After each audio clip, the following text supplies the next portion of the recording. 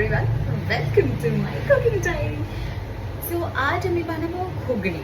Whenever I miss home, I make something which reminds me of ঘর. So ঘুগনিটা আমি প্রথমে সেদ্ধ করে রেখেছিলাম.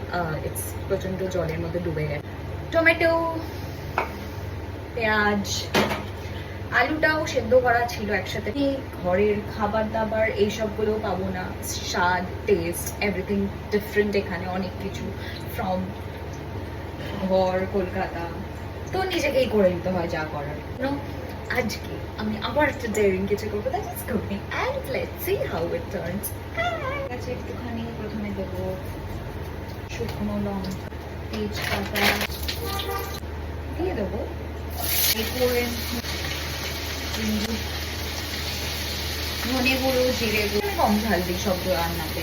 মানে ঝাল একদমই খেতে পারি না সেটাও না, ঝাল খাই বাট কম খাই. আলুটা বয়েল আলু দিয়ে দেবো, এর মধ্যে টমেটো কষে নেওয়ার পর আমি এর মধ্যে দিয়ে দেবো আমার মতো একটুখানি দিয়ে দেবো গরম মশলা কষতে দেওয়ার জন্য. এখন কষতে দিয়েছি.